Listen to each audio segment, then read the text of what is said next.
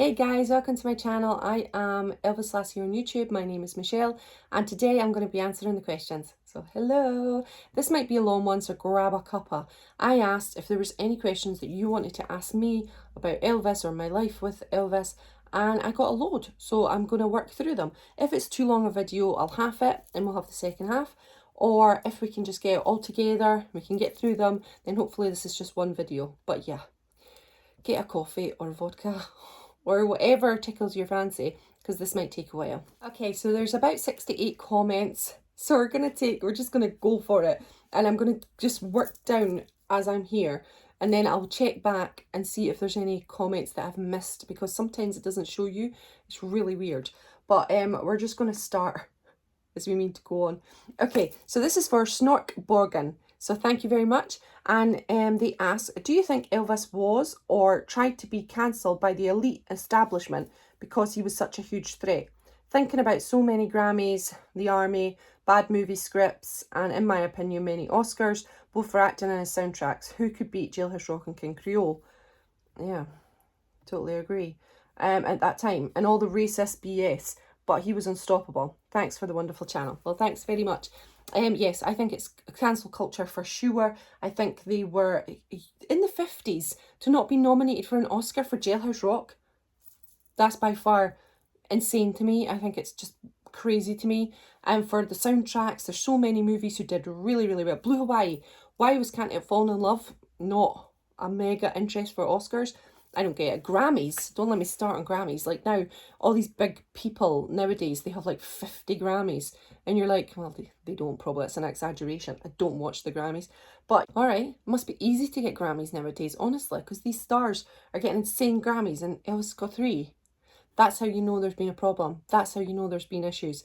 And yeah, I just think it's absolutely disgusting, diabolical. And what's the point in giving him them now? Because he wasn't there to appreciate it. He deserved the recognition. He didn't get the recognition from his peers, from these bigwig people. But yeah, he got it from us, and he's biggest star of all time. So therefore, who cares? But yeah, I think it's ridiculous. I think it's terrible. Really mad about that. So yeah, thanks for your question. I totally agree with you. Okay, Jan M. This question is kind of deep, but one we've discussed in our groups. Okay, if you could go back and talk to Elvis one-on-one, knowing what we know now, what time period would you choose? And what would you say to him? Okay, Jan M. That is an interesting question and really, really, really deep.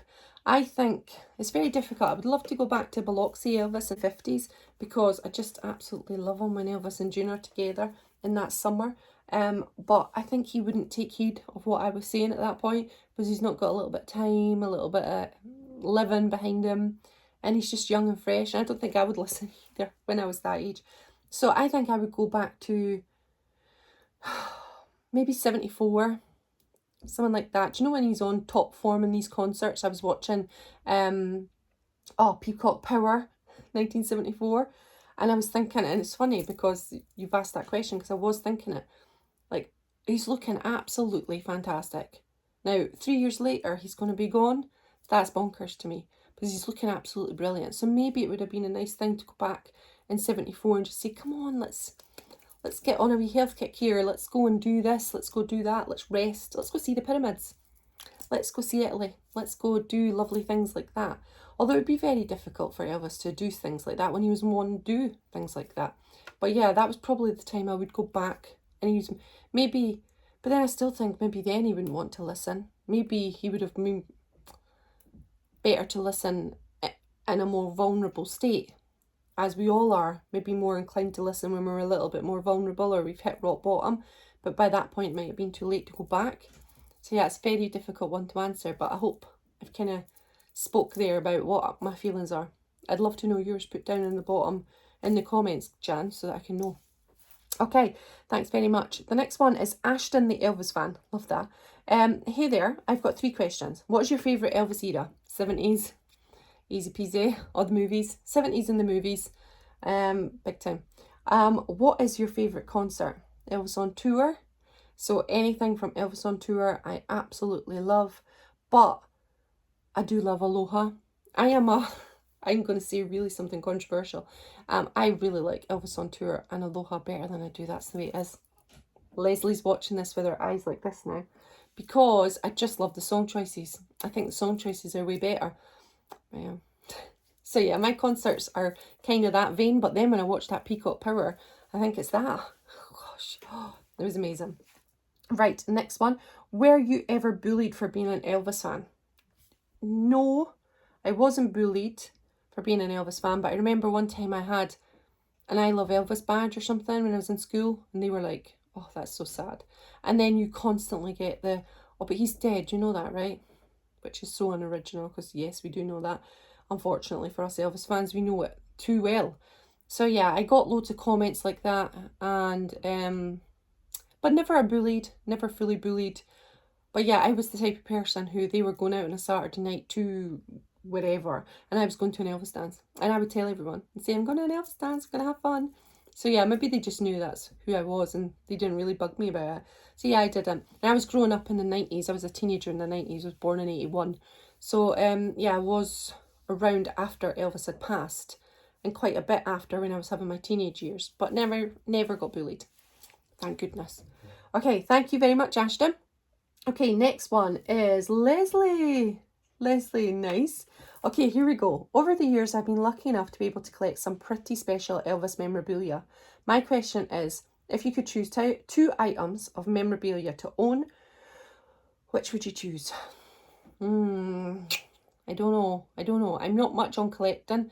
I don't collect much at all. But yeah, I'd quite like to have an autograph, an official autograph that they knew officially was an autograph in a frame somewhere. And I would really like to have an autographed scarf. I think they're the two things that I would quite like. Definitely. But then, do you know, I was watching Spa Guy, I think it was, or was it Trey? I've watched so much Elvis Week content, it's been insane. And I was watching that, and he had like official things from the 50s. So it was like little bracelets and like the little guitar that they sold back in the day, and it had Elvis everywhere on it. And I just really like those kind of ideas. So I was kind of, if I had been there, I would definitely spend a lot on that stall. So that might be something I quite like as well. I just never ever thought about it. So when I go to Memphis next, if I ever go back, I'd probably be at that stall buying all the little things like a lipstick holder. There was a little autograph book, and it just looked so cute and had like Elvis all over the front. It had been made to sell as Elvis merchandise, and they make loads of money from it because they just make these things in bulk for like next to nothing and then sell them at a hefty price. But yeah, I quite fancied them. So yeah, I think that would be my answer on that. Thanks, Leslie. Okay, Paul Wotton. Question. If you could be transported back to 76 and knowing what you know about the last year of Elvis's life, what would you say to him? And he says, my response would be, take a year off, get in shape, get rid of Parker, I'm thinking that's him, do a world tour and collaborate with other artists and get the spark back again to cement your status as the greatest of all time. Okay, Paul, yeah, pretty much the same. I mean, if I could go back to 76 and speak to Elvis, it would be for, and you're saying, knowing what was about to come, I guess I would say just have a rest and go travel, go and do something, or do whatever you're wanting to do. I mean, some people don't want to travel. My dad didn't want to travel. It just wasn't his thing. So there are people who don't want to do that. But I would say just to rest, let yourself be yourself a little bit more. Maybe just take that time out and just to... It's such a tricky question, because how can you save a man from himself is the thing. And do you know, like my dad, before he passed, he was depressed, and we were a pretty happy-go-lucky family. But I couldn't get him out. I just couldn't get him out. And no matter what we did or tried, he didn't leave his house. He didn't do the things we wanted him to do. And you just can't save someone if they don't want to help themselves. I really did. Yeah, I don't know. So yeah, I probably would say all the things that you'd say, and I'd hope that that would make a difference. I really do. That's a hard question. That's an emotional one, isn't it? But thanks, Paul. It was a really in-depth question. I really enjoyed thinking about it. And yeah, I'm not sure. Okay, Anne. Hello, Anne. Why? My question is, why did the Colonel think he had the right to interfere with Elvis's personal life? His earlier girlfriends all attested to this and even told Elvis to stand up to him. Right, so that's one. I don't know. I think the Colonel got in deep, as Elvis got in deep, because, I mean, I don't know anything about it, but the Colonel was the manager and he wanted his boy to project a certain image. So then he would say to Elvis, if you do this or do that, you're going to lose some female fans, or they're going to do this, they're going to do that. And maybe Elvis thinking, well, yeah, maybe that is the case, and then following suit.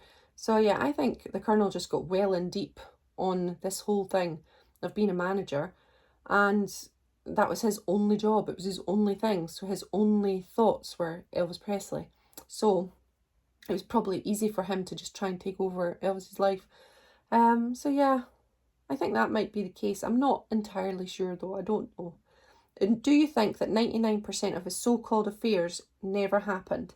PR is a very powerful tool. Yeah, PR is very powerful. I mean, I don't think a lot of the affairs happened. I'm thinking in the 50s he probably had loads of fun because he was young and virile and having fun. But I think from what I've read, it was pretty emotional and probably wanted to. So a lot of people that maybe they thought he'd had an affair, he was maybe just friends with, or attachments, emotional attachments. But yeah, I think early on he might have had a lot of girls or one night stands. But yeah, PR is very powerful. Very, very powerful. Had he lived, do you think he would have spoken about that dreadful book by his friends, or his supposed friends, on his upcoming tour, given his side of the story? Yeah, yeah. I mean, you hear Elvis ranting on some of the Vegas stages because he's just annoyed by what people have said. So I think he would, if he'd had the energy, because we've all heard that phone call between him and Red, and he just doesn't sound like he's got energy to really argue the fact or argue what to say. So yeah, I think if he came back in the next tour feeling energetic and on point, then he would have had a good old bust up with his pals. And I think they maybe would have, because maybe a lot of it was they needed to clear the air. Do you know when you've had that muggy weather and you just need a thunderstorm? I think there was a lot of muggy weather all around that time, and they needed a big old thunderstorm, and then they would have been able to see if they could find their way back. Because a friendship for so long can be pushed to its limit, and then it can come back. I fell out with my friend and we came back, and I never thought we would, but we are now. So it can happen. But yeah, I think it needed a big bust up, and Elvis would have been the one at the centre doing the busting up, and then they could have seen if he could have forgave them. Looking forward to the session, Michelle. You have a great selection of questions to choose from. Thanks very much. I know there's loads. I hope I can answer them all. We're at 14 minutes now. I might have to do a part 2, guys.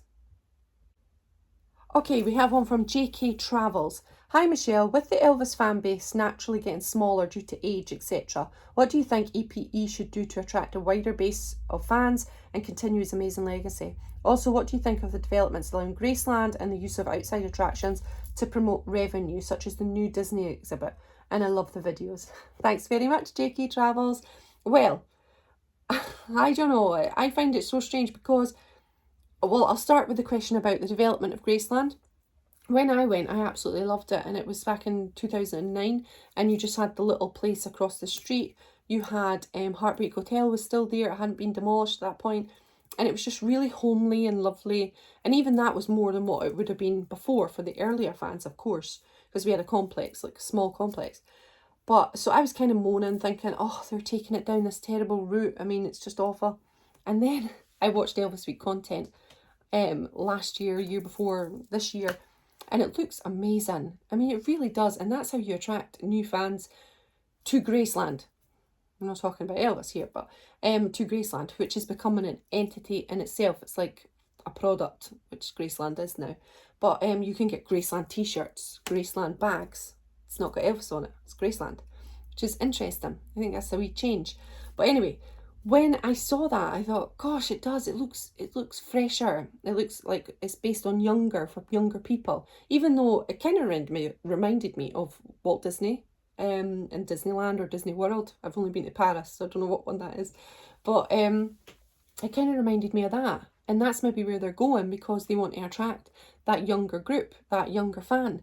So I guess that's why they're remodeling and making it a bit more modern. And I did like it. I liked the Gladys's Diner, I liked Vernon's Steakhouse. I mean, I've never been, but I have been, but before it was like this. And I really thought it was interesting. And you can have live gigs there, you can have Elvis dances, live shows. I think that's really, really good. I'm not too impressed by the impersonators and how many impersonators there are at Elvis Week. I was really a bit disappointed. Well, no, I wasn't, because there was something there for everyone. I've seen a lot on Elvis content on Elvis Week in 2021 that wasn't impersonators, and I really enjoyed it. So I think you could go there and kind of avoid that if that wasn't your thing, or go to it if it is your thing. But the social media was just horrific. Graceland was just constantly putting up ETA. I didn't go on Graceland in the end. I was just thinking, it's too much. It's just too much. So I guess that's why they're going down that route, though, because they're packing out the place, they're selling out, and that's why they're going down that route. So maybe that's why EP are kind of focusing on Dean Z's and all of these people, because they think that's how they're going to get the younger crowd. I think I seen somebody post this, and I don't know who posted it on Instagram. They said Elvis will find you if he's going to find you. And I think that's the legacy of Elvis. He doesn't need anybody. He doesn't need gimmicks. He doesn't need people to say, this is what you should do. Even my channel, people's channels, none of them are going to entice people into it. Elvis is going to entice people into it.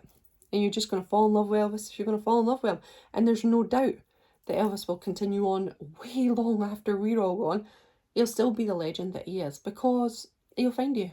Elvis is going to find that kid as a teenager who is sitting there alone and maybe wants some Elvis in their life.